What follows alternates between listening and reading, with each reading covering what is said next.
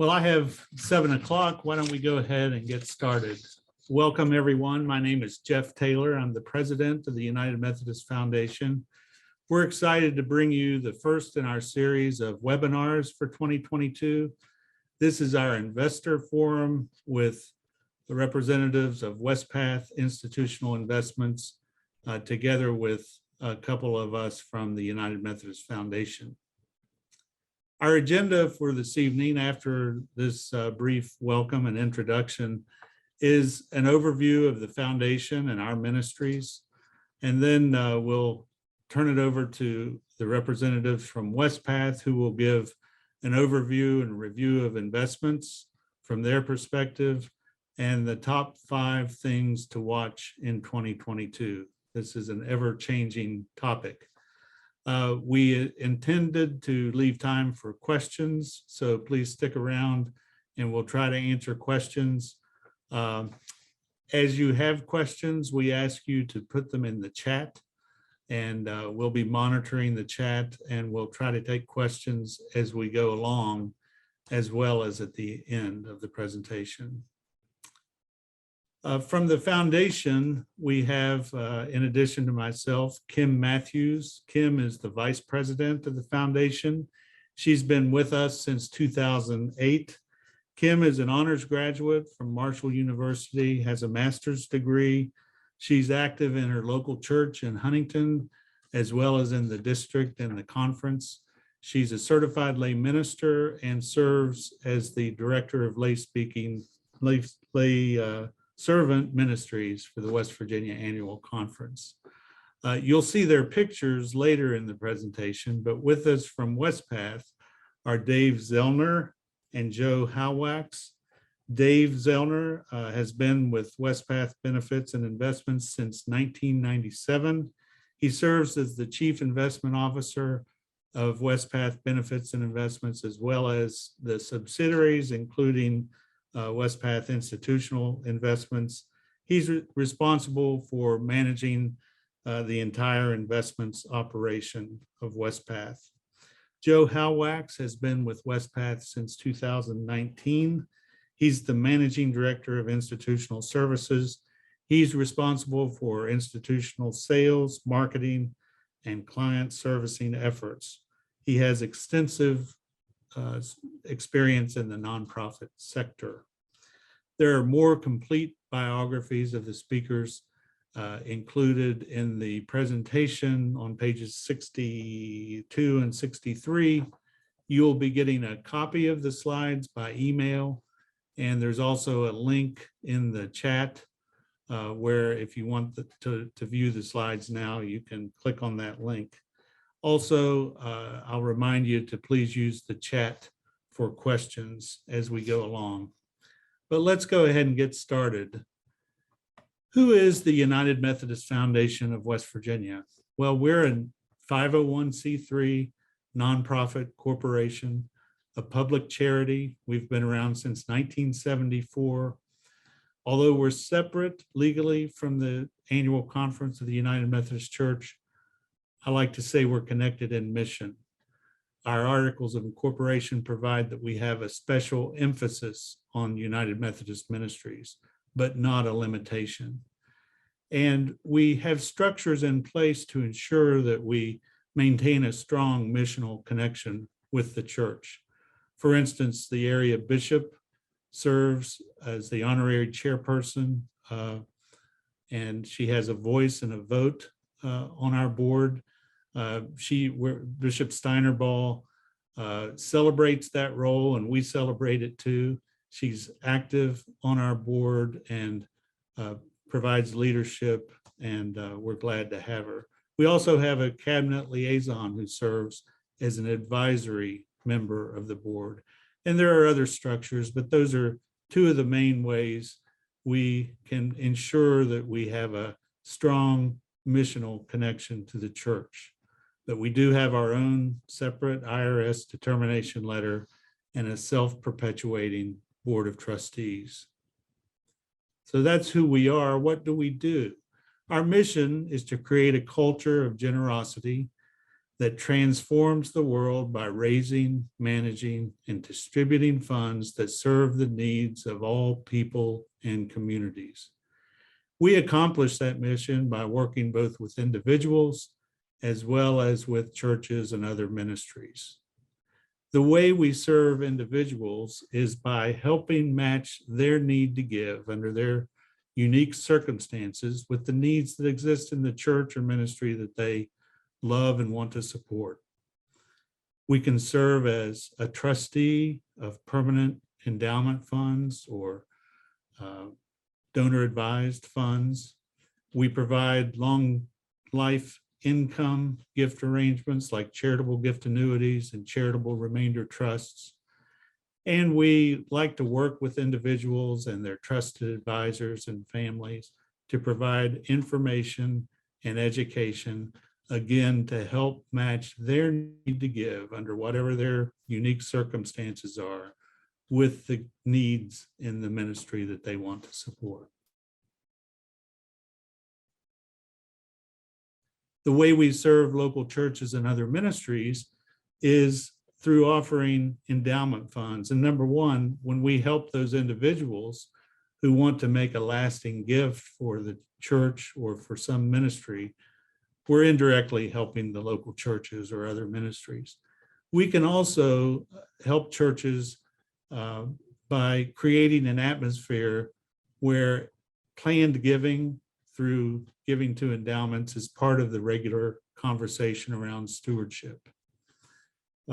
We can also provide custodial accounts to churches. So if they have investable funds like reserve funds or scholarship funds or parsonage funds, we can manage those funds for them in a way that garners not only a good return, but a good social return. And you'll hear more about how our investments are aligned with our values as Christians later. Also for churches, we can provide education in a broad sense in the area of stewardship and generosity.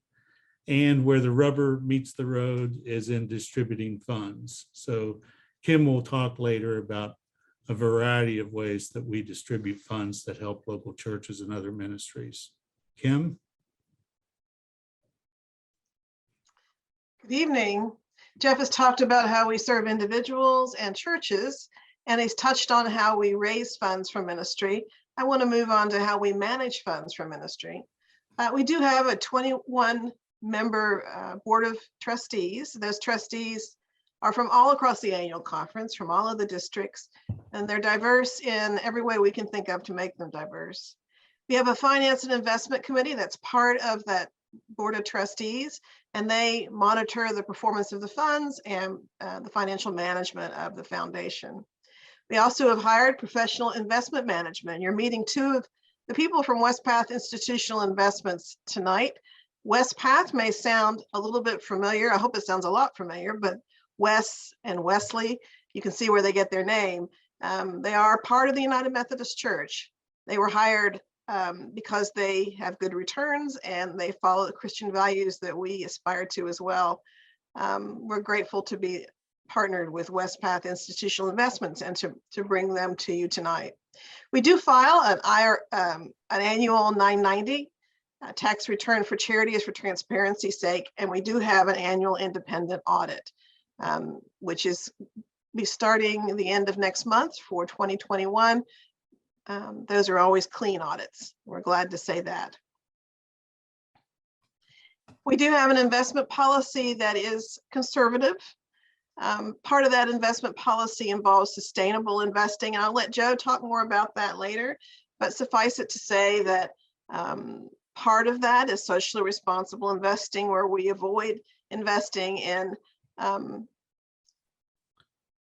companies that make a majority of their revenue from pornography, gambling, tobacco, weapons, alcohol, or private prisons. But in addition to that, because your discipleship is not just what you don't do, it's also what you do. We're glad to partner with Westpath for positive social impact investment, for engagement and advocacy. And then we're going to hear more about that tonight. It's an exciting part of what we do, and it's part of our DNA as a foundation. We do emphasize a reasonable investment return with a total return approach, not just the interest and dividends, but a total return approach. And if you're more interested in that, please give us a call. We'd love to talk to you about it. We have a low administrative fee. And remember that we're not a bank and that our funds are market-based and not insured or guaranteed. So that's raising, managing. Let's talk about distributing funds. In 2021, we distributed a little more than $4 million. This pie chart shows where those funds eventually served in ministry. The majority, you can see, went to local church ministry, but also to scholarships, both seminary and undergraduate scholarships, annual conference support at 2%, community support, health and social services at 7%, conference mission projects were 4% of those distributions, and then disaster relief at 1%. Those distributions are from the endowments that we manage and hold in trust, and also the custodial funds that we manage. Another way that the foundation distributes funds is through our grant program. We tithe our anticipated revenue every year. This year we have a 2022 grant budget for $134,100. We also maintain a grant reserve fund for extraordinary grants or for proactive grants. You should listen closely if you're interested, because the next deadline is Monday, February 28th. We'll be accepting, we accept applications all year round, but you have to meet the February 28th deadline to be considered at the next grant meeting. And if you're interested to hear more about that, you can always give us a call, but you can also go to this webpage, which is umfwv.org/foundation-grants, and you can download the application there or learn more about our grant program. I'm glad to turn it over to our partners from Wespath.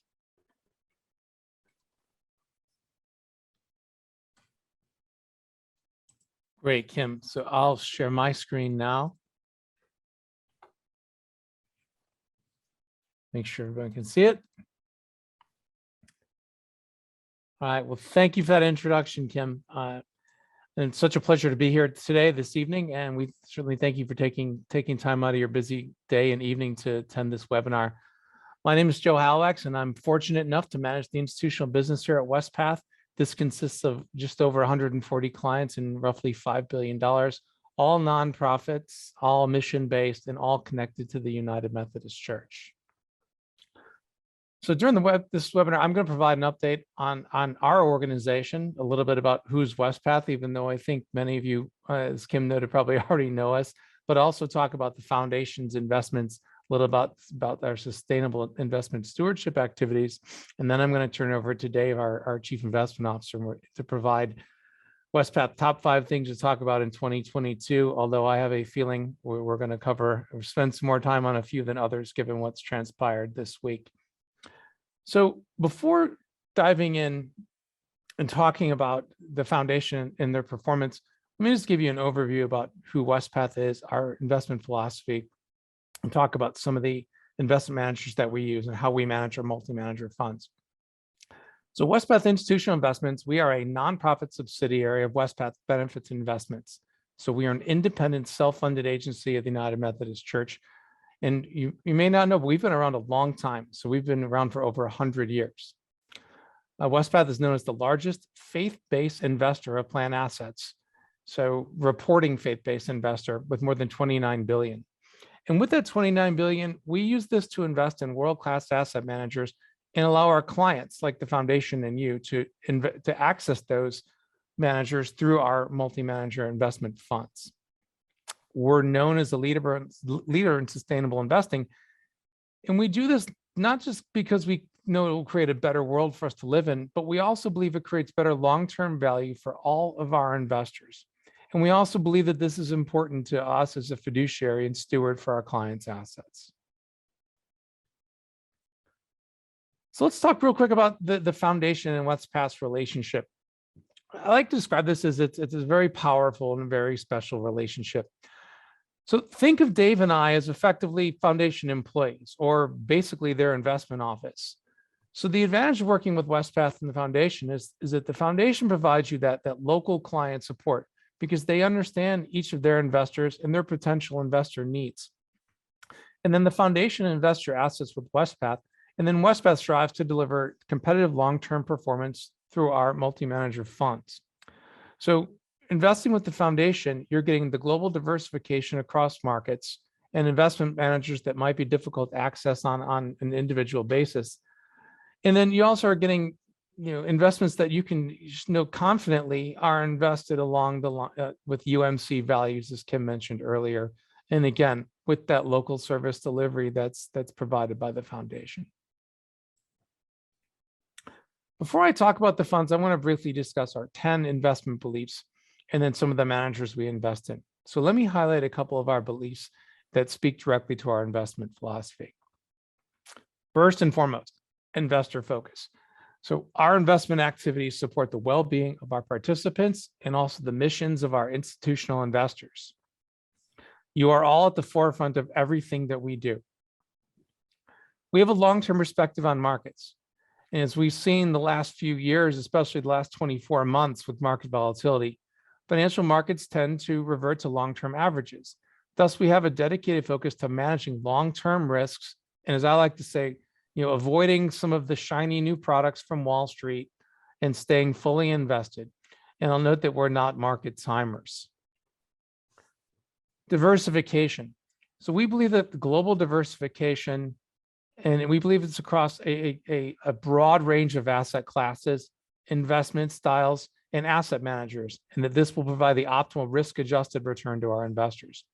So Westpath employs over 25 external investment managers with over 20 distinct investment asset classes and styles. And the last one I'll highlight before I move on is sustainability. Our approach to sustainable investing, it honors the mission, the values of the United Methodist Church. And it's the integration really of the ESG, so environment, social, governance factors. This is both in the selection of our investments and also of our managers. And we believe this is going to positively impact our long-term performance. So as you can see on this slide, we invest in well-known asset manager names. So names like that you'll recognize like JP Morgan or PIMCO or Northern Trust, and also boutique managers, which I'll mention in a second. But these are not mutual fund investments, meaning these are not off-the-shelf investments that you could just go to their website or to Schwab or Fidelity and just buy. But instead, we have relationships with these firms that create custom strategies that fulfill a particular mandate that we've hired them to manage on behalf of you, our investors.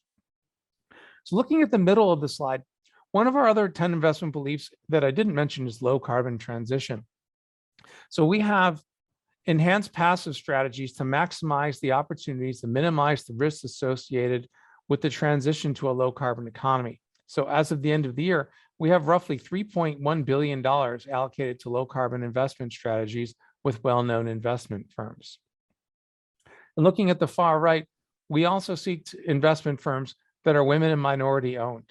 Currently, we have $2.1 billion invested with these firms. And I'll note that two of our longest standing managers are Brown and Zevenbergen. Both were hired in 1994. And they've been wonderful stewards for our assets and for our clients' assets.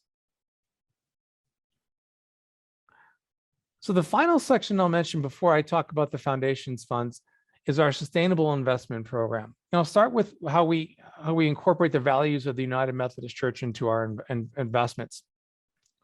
Paragraph 717 of the Book of Discipline asks us to discharge our financial duties solely in the interest of our participants and beneficiaries with care, skill, prudence, and diligence. It also asks us to make a conscious effort to invest these funds with the goals outlined in the social principles, which you can see on this slide.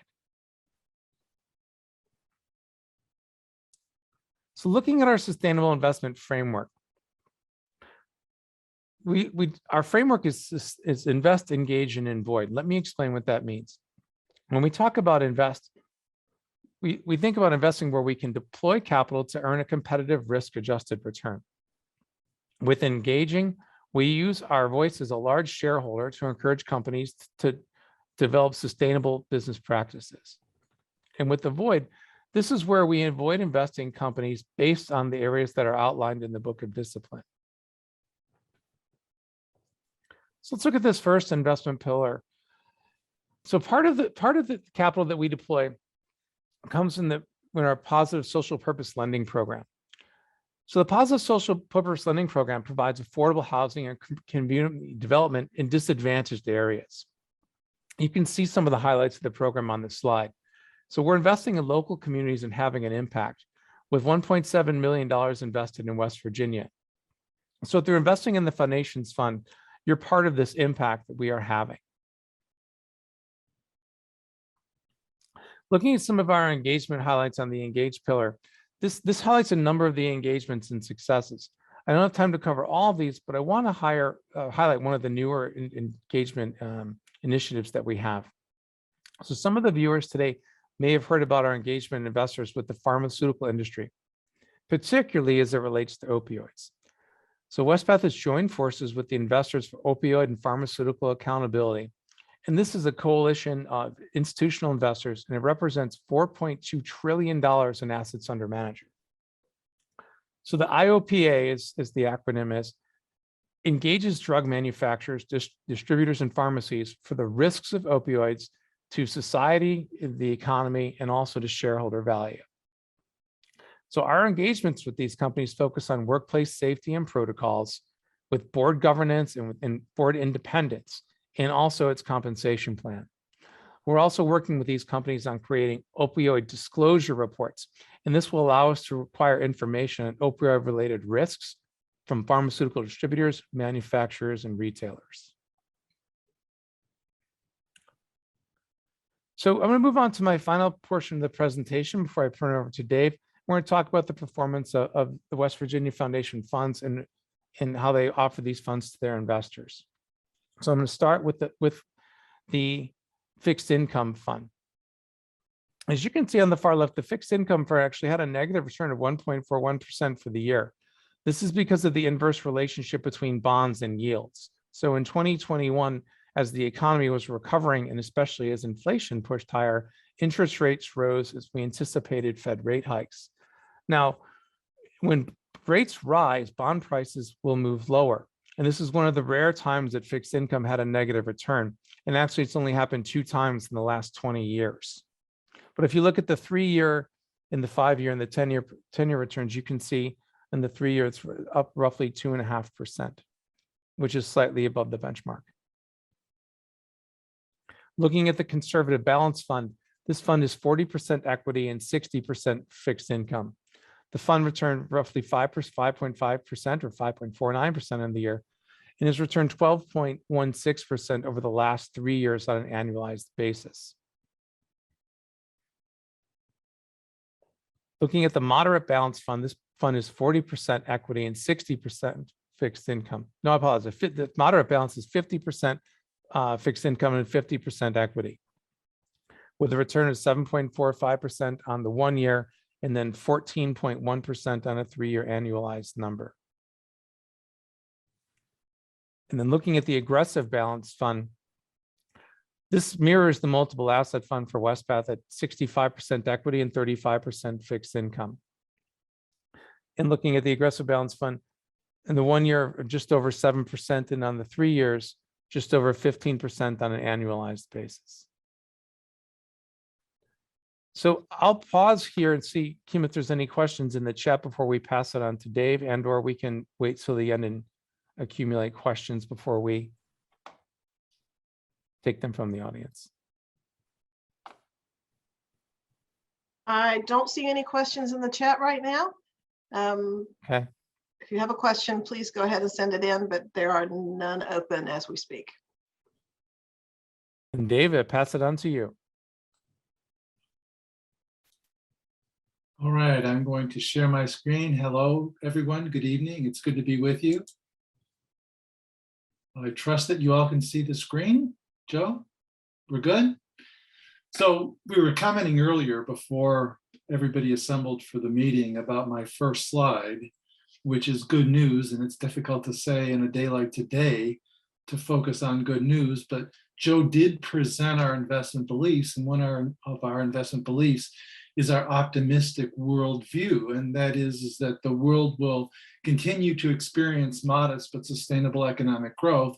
And that's going to be led by the developing world, notably China, India, South America, Eastern Europe, although the events of today are certainly putting into question the extent to which Eastern Europe will be viable, contributing to growth anyway near term.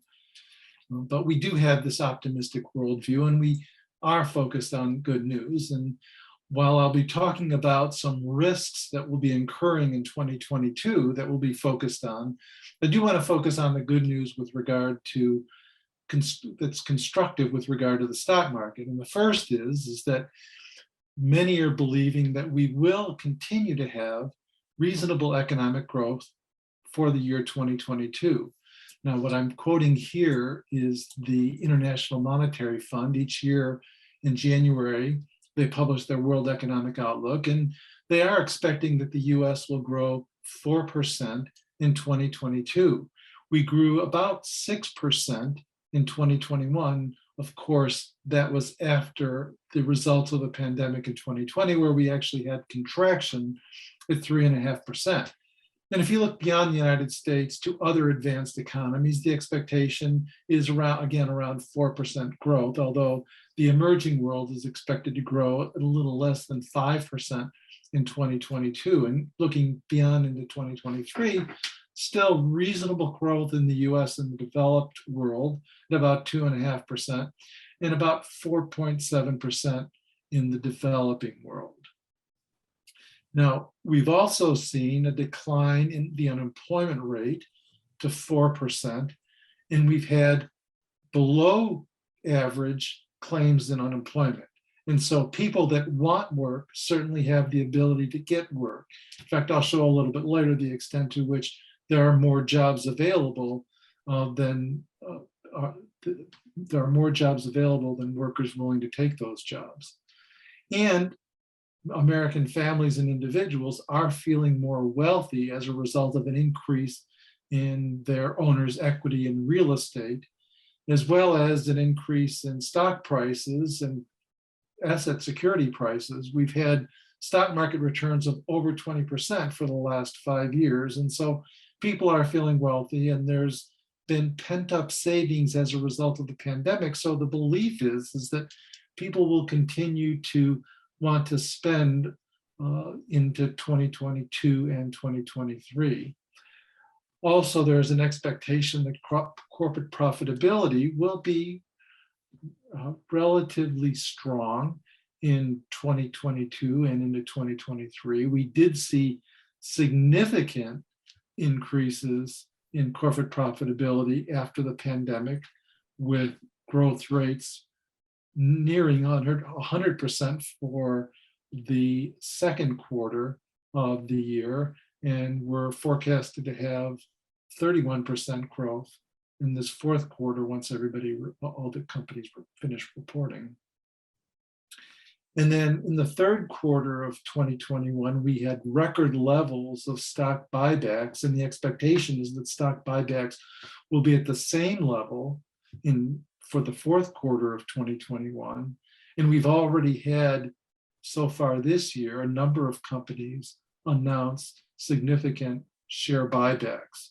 So I think if the economy continues on the pace that's expected of 4% growth, if we continue to see corporate profitability at the levels that are forecasted, and we continue to see levels of corporate buybacks that we experienced in 2021 and that we're expected to see continued in 2022, that reflects the likelihood that the stock market should continue to perform reasonably well into 2022. Now, of course, we haven't seen that.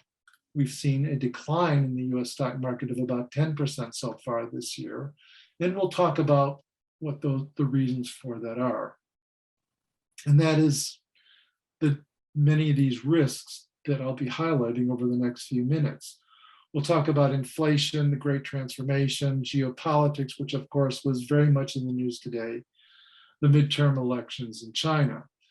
In terms of inflation, I think it's important to note that inflation historically in the US has not been all that significant. Those of us that lived in the 70s and 80s did experience the worst 10-year period for inflation in the history of the country, where inflation averaged 8.7% on average over a 10-year period. But if you look at the entire history of the United States, inflation has only been about 1.5%. And in the first 125 years of the country, inflation averaged about 0. Now, the Federal Reserve, which has responsibility for executing monetary policy, and their dual mandate is to control inflation and to promote full employment, their target for long-term inflation is 2%. And certainly we've been running ahead of that over the last year. And part of the reason contributing to inflation's rise has been an increase in gas prices, up 50% since the pandemic. And then I think many of us have experienced or have heard about the extent to which we've had significant increases in used car prices. This chart shows the extent to which various components contribute to rises in inflation. And housing and food account for well more than half of inflationary costs. And if we look at recent reports for inflation from the housing sector as well as food prices, we do see that it has been significantly higher than the 2% that the Federal Reserve is targeting. Notably, shelter costs have risen about 4.5% and likely to continue to increase between 4 and 5% in 2022. And we've definitely seen increased consumer prices for food in so far this year, with food prices rising year over year 7% in January. The one positive, if you could say positive, is inflation has not hit medical care as highly as it has other sectors of the economy. Now, there is a survey conducted of consumers asking them, so what do you think inflation is going to be for the next year? And the response is 5%. Now, I will say that consumers typically have overestimated the level of inflation going forward. So hopefully inflation does remain below this estimate of 5%, but it is still much higher than inflation that we've seen over the last few years. Now, the one positive note here is that interest rates have remained low. And so borrowing costs for governments and companies have been low. The bad news, though, is when you compare interest rates to inflation, interest rates are significantly below inflationary levels. So to the extent that people have savings, they are seeing a significant reduction of the value of their savings because of inflation compared to the interest rates that they're earning. In the US, and I put this information, this data together on Monday, and while we have seen some fluctuations over the last couple of days in terms of interest rates, they're pretty much similar to what I'm showing on this graph. But as you can see, relative to inflation rates, not only in the US, but other parts of the world, interest rates continue to be significantly below the inflation rate, which again means that savers are losing relative to inflation. Earlier this week, it was reported that home prices have increased about 19% year over year, and the inventory of homes are at historically low levels. So again, this portends that for shelter costs in any event, that inflation is likely to persist near term. So now I'd like to talk about the Great Transformation, and this is, some have talked about the Great Resignation. I think the Great Resignation is an element of the Great Transformation, but because of COVID, we have seen many changes in lifestyles, what people are spending their money on, where they're going, where they're working, how they're living, has all changed, and it's changed in a pretty big way. This is what I was referring to earlier. We are seeing a significant number of people that are quitting their jobs. 4.5 million in the month of January quit their jobs. And we've got nearly 11 million in terms of job openings. Both are historically high numbers. And I also talked about high used car prices, and that's because we have a very low inventory of cars available for sale. I was just talking to a former colleague earlier today who wants to purchase a car, and he was telling his anecdote about you put your name on a list for a new car, and when the car dealer gets inventory, they call the first person on the list, and it could be a red car with yellow stripes, and if that's what you want, that's what you get, and if you don't want it, well, then your name goes to the bottom of the list. And a lot of this is due to a shortage of semiconductors and other types of supply shortages. And this is another example of we are dependent on receiving shipments from overseas to provide supplies. And this shows the extent to which it is taking a container to ship from overseas, most notably China, to the United States. And that shipping time has gone from 40, 50, 60 days now to well over 100 days. And as I mentioned, people are continuing to change their locale for where they work and where they live.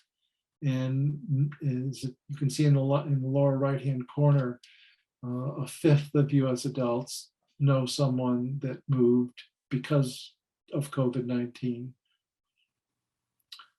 So the third area is geopolitics, and that's certainly what's been in the news the last couple of days, particularly today. And as you can see highlighted on the screen here, the various geopolitical events that we're going to be focused on in 2022, certainly today with the invasion of Ukraine by Russia, has occupied the headlines and will continue to occupy the headlines.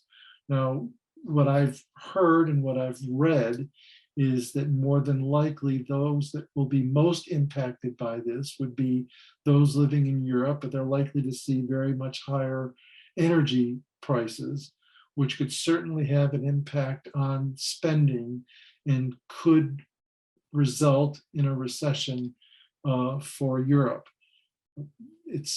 We don't know whether that's going to occur, but that's what many are thinking. But we also continue to have trade tensions. Also today, I saw a headline about Chinese incursions in airspace over Taiwan. And so there's been some discussion of the extent to which China may be energized to accelerate its ambitions to reunite Taiwan with the mainland. There have been cyber attacks, certainly in Ukraine, that made the headlines over the last couple of days, and we should continue to experience, it's likely we should expect continuing to experience cyber attacks. We've had natural disasters. The country is currently experiencing a significant cold spell. And then last week in the news, what dominated the news was the truckers' strike in Ontario and other parts of Canada, and the extent to which you're continuing to see protests around vaccinations. We've got the midterm elections coming up, and I think most believe that Congress will likely flip red, at least the House of Representatives, which now has a very narrow majority for the Democrats and would likely turn Republican, and many believe that the Senate will also go red. And as we get closer to the elections, you'll be hearing more about what policies will be proposed, and that could certainly have an influence on the markets. And these, of course, represent issues that voters will be concerned about. And I imagine that many of you that are on the call, some of these issues are important to you, and your votes will be influenced by where the candidates stand on these various issues. And then finally, just a brief discussion about China. China is a country that is really too big to ignore. On the left-hand side, I'm showing the 10 cities in the United States that have more than 1 million population. On the right-hand side, I've highlighted the 10 cities in China that have more than 10 million population. And if you look at those red dots, those represent cities in China that have more than 1 million population. And it's more than 120 cities with more than 1 million. So China is definitely a big country with people that have been rapidly moving from rural areas into urban areas and into the middle class. And once they reach the middle class, they start spending like middle class do on goods and services as well as healthcare. And we just believe that it's a country that we can't ignore, and it's now the second largest economy, and many believe it will be the largest economy before long. China does have an initiative called its One Belt, One Road initiative, which is to construct infrastructure over land and by sea that allows the Chinese to market and sell and transport its products further west to Eastern Europe and beyond, as well as to Africa. But there remain myriad issues confronting China. China has a zero tolerance for COVID. In fact, throughout the entire pandemic, the number of infections of COVID that had at least been reported in China were less than for the entire period than just what the United States was reporting for COVID a week or two ago. I talked a little bit briefly about Taiwan and the intent of China to eventually re-merge Taiwan with the mainland. There were protests in Hong Kong and continue to be protests in Hong Kong. There are human rights issues that have been addressed. Last year, we saw significant regulation in China that had adverse impacts on its stock market. The US markets were up 20% more than 20% last year, where the Chinese stock markets were down more than 20%. Much of that was related to regulatory constraints that were imposed on different sectors of the market. And then we've also had some concerns in the Chinese property sector. So I'll stop there. This last slide just shows the long-term issues that we're focusing on at Westpac. Joe mentioned when talking about our investment beliefs that we do have a long-term orientation. And so we want to focus on the things that will influence the economy going forward. And that's a belief that there's going to be a focus on an increased pace in urbanization, the shift from a focus on the developing world where we have an aging population to the developed world where there's an aging population to the developing world where we have a younger population. And then we do believe that there is disruptions taking place as a result of technology, but then we also believe that the world is convinced that we need to transition away from fossil fuels to more renewable sources. And they are spending significant sums to promote that transition to a lower carbon economy. And so all of these things are going to influence the investment landscape. And the focus of our investment will be with investment managers and asset managers that are positioning their investments in anticipation of these shifts that are taking place. So with that, I will stop and see what questions you all have, either for Joe or Kim or Jeff or myself that we can answer. I do have a question in the chat, and I'll leave it to either you or Joe. Please explain your performance numbers in the last 12 months versus your 3, 5, and 10-year numbers. Longer range returns seem to outpace their benchmarks, where last year it seems a bit of a miss versus the benchmarks. Were there any changes in the underlying portfolios we need to be aware of, or a change in the benchmarks? Yeah, it's a great question and very, very astute. I would say the year 2021, we underperformed, and it was largely driven by the underperformance of our two equity funds. Now, if you remember, 2020 was one of the best performances that Westpath has ever had, and also by our two equity funds. I mentioned earlier, two of our managers, Brown and Zevenberg, and two of our longest standing and best performing managers had great 2020 and then underperformed in 2021. So a couple things I would add to that. First, I think it's hard to find an active manager that performed well in both 2020 and 2021. You tended to see them one perform in one or the other, because in 2020 was really more of a year of growth. Because when you remember 24 months ago, when the economy went into shutdown, you saw massive amounts of stimulus from the fiscal government, and monetary stimulus in the form of lower rates and expanded balance sheet. The work from home saw the likes of the Teladocs and Zooms and Shopify companies that we owned with a lot of our managers do very, very well. 2021 was a shift. Remember, we were going back to vaccines and life back to normal and starting to come out of that work from home that we had, and you saw interest rates rising, and then you saw the more traditional value type names do well.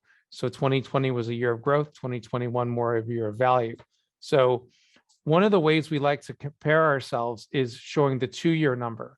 If you look at our 2-year number relative to our benchmarks, we're slightly ahead of all of them. When we think of 2 years, we think of, let's encompass the entire COVID, era that we've seen. And it started, we outperformed in the first part of COVID and underperformed in the second part. But there have been no changes to the benchmark. And as of right now, there have been no changes to our managers. We're very confident in the managers that we have, although Dave likes to say they're constantly under review.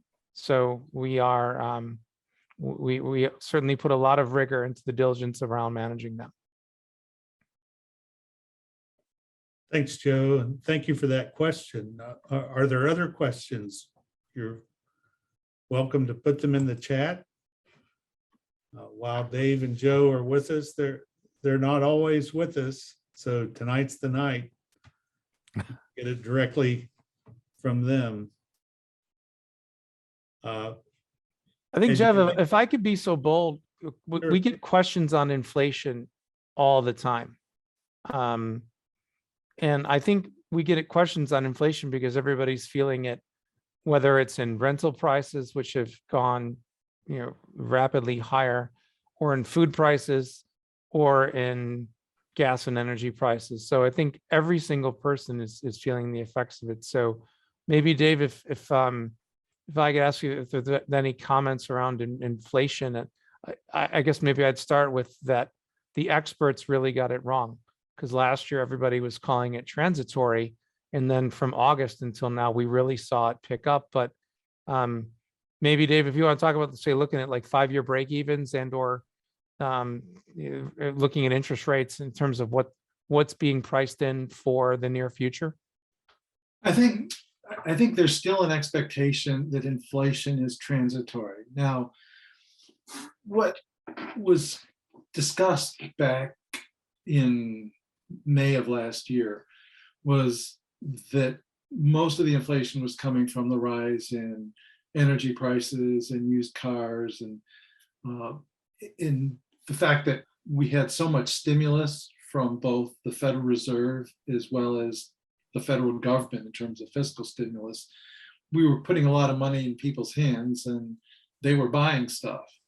And they were buying stuff that was in short supply. And then we had, as I showed the chart I showed Joe about, this delay in getting ships unloaded at the various ports. Now, I think what people are concerned about is the extent to which you have people that have been quitting their jobs and going to other companies for higher salaries. And there's a lot of pressure on salaries. So it is possible that this inflation over the next year or so could be higher than what was originally thought. but I do subscribe. There's a pretty famous investment manager. Her name is Kathy Wood. And I do subscribe to the notion that she's expressed that because of such significant improvements in technology and the disruptions on how we live our lives, that it's likely that we're going to see long-term deflationary pressures, or not seeing inflation as high as it's been over the last year. So once this monetary stimulus dies down, and once this fiscal stimulus dies down, and once we see this transformation of people leaving jobs and going to new jobs where they can work and they can live wherever they want and have a job that allows them to work remotely. Once we go through this transformation process, I think we'll get back to a point where we'll likely to have lower inflation. You were referring to how the market feels inflation will likely be going forward. And if we look at the difference between a traditional US 30-year bond and the inflation-linked bond, there's this expectation that inflation will only be in about the 2 to 2.5% range for the next 30 years. So we do have a period that we need to get through, but I think it's reasonable to expect once we get through this 1 or 2 year period that we would revert back to the 2% inflation that the Fed is targeting. There's a portion of the 3 balanced funds that the foundation offers that's invested in the inflation protection offering of Westpath. Could you talk about its function? Joe, that's a good question for you. Sure.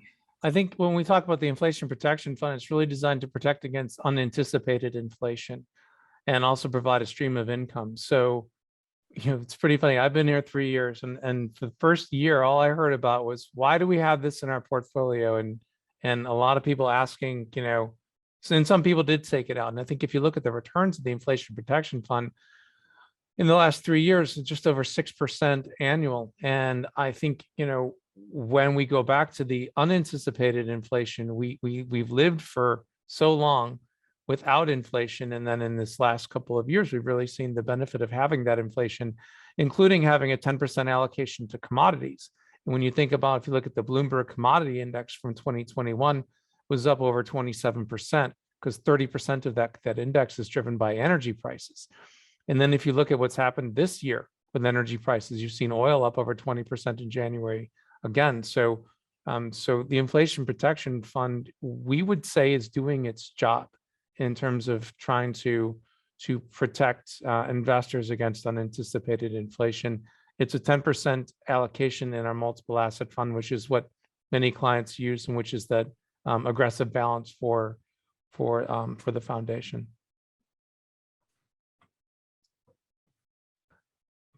I think another question I can say we've gotten asked all day is to talk about what's going on in the Ukraine and Russia, obviously.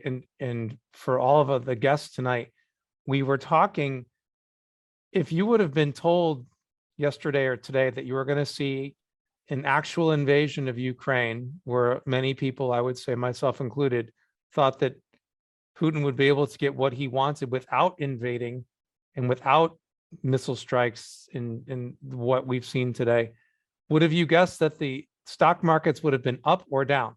And I think we would have seen 100% of hands go with down. But what we saw today was over 2, in some cases 3% down early, and then rallying to close up over 2 to 3%, depending on the index, for the end of the day. So maybe, Dave, here's a question I'll come up with the top of my head. Maybe the best case and worst case scenario over the short term. And I'll take the best case, because I think the worst case maybe involves Taiwan and some other things. But the best case scenario is Putin takes these 2 territories, backs off, creates a buffer with NATO, and we don't see any mass casualties. And the world has to learn to deal with a more aggressive Russia. But then hopefully we can see that's the worst case scenario, and we don't see, like I said, mass casualties in Ukraine. But what do you think the worst case scenario could be? Yeah, so all of you listening to and observing this webinar, you'll tell from my answer that we haven't rehearsed this one, because Joe, I think, will be even surprised by my answer. I before this meeting, I went for a walk and I was listening to a podcast. So I've read a lot. I've listened to podcasts. I've even looked at the Russia propaganda machine to see what they're saying. And so I've read and heard a lot about what's been going on, but I'm still an amateur. And just like amateurs shouldn't be investing, amateurs shouldn't be commenting on geopolitical events. And so I'm an amateur. I don't know enough to be able to say one way or another what a best case or worst case scenario is. I've heard a number of different opinions, but really it's anyone's guess as to what's going to transpire from here. But I'm sure we'll all be paying attention. But I think at the same time, it also reminds us why we're a long-term investor that doesn't engage in tactical trading. And I think when we look at what's gone on, a long-term investor is well served by having the broad diversification globally and also across asset classes and styles. And that's really what today's events or this week's events remind me.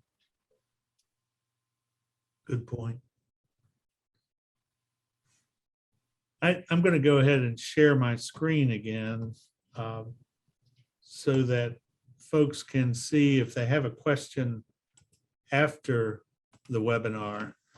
They can call us at our office, 304-342-2113, or email us at info@umfwv.org. Dave and Joe, we really appreciate your presence with us tonight. We appreciate the relationship that we've had over these last many years. And I'd like to share this final slide just to show that the partnership with Westpath is one where our missions are aligned. And that's one of the things that we like, the good returns that we've enjoyed, but we really appreciate that our missions are aligned in upholding the guiding principles of the United Methodist Church, supporting the continued mission of the church, and fulfilling ministry with a new, secure financial future. So we greatly appreciate your presence with us tonight. And I'd like to say for everyone else, as I mentioned, this is the first in our series of 4 webinars this year. Our next webinar offering is May 3rd. It will feature Dr. Lovett Weems and Dr. Ann Michael from the Lewis Center for Church Leadership out of Wesley Theological Seminary in Washington, D.C. And they've just written a book called Generosity, Stewardship, and Abundance, a transformational guide to church finances. Everyone who registers by April 25th will receive a copy of the book from us. Just like for this webinar, those of you who registered early got some popcorn and some other treats. You can get that book, and then you can come back on May 3rd and get to know Dr. Lovett Weems and Ann Michael. If there are no other questions or no parting comments from any of our panelists, that concludes the seminar, the webinar. We greatly appreciate everyone's presence.